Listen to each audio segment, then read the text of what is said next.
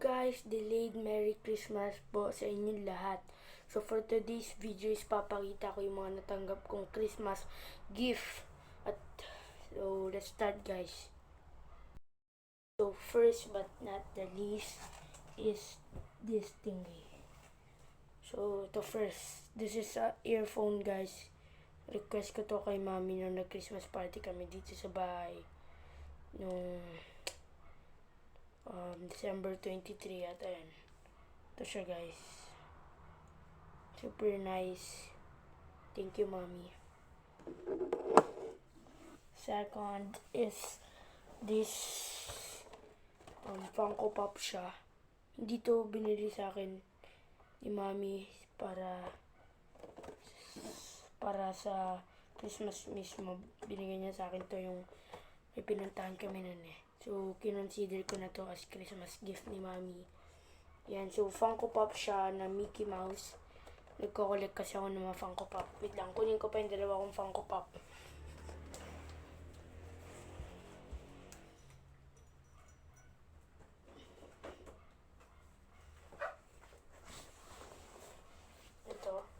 Ito yung dalawa ko pang Funko Pop. Si Zoro tsaka si Kakashi. Bilhin ito sa akin ni mami. So, ito yung gift sa akin ni mami na Mickey Mouse Funko Pop. Pinas. Yan ang Pinas. Galing pa siyang Baguio. Pero hindi naman siya sa Baguio binili guys ha. Sa ano siya. Sa SM Tuguegarao. Next is this one. Shirt siya. Di ko alam kung inspired by Avatar siya. So, ito, nagbigay sa akin to is yung nakabunot sa akin sa Christmas party namin sa school. Yung friend ko si LG. Thank you. Ganda niya nga eh. Yung damit. Next one is this one. Galing ulit kay mami. Flower pillow siya. Hindi niya ito talaga gift sa akin. Pabili lang ako nito.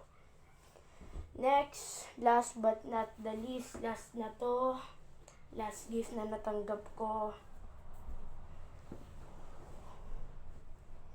Bam!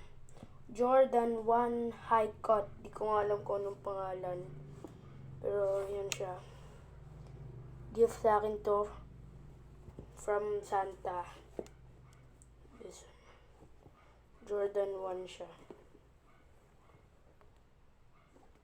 Nangongolekta ako ng mga shoes, pero hindi naman ganun kadami shoes ko. Yan. Dalawa na yung Jordan ko. Oops, sorry. Dalawa na yung Jordan ko, guys.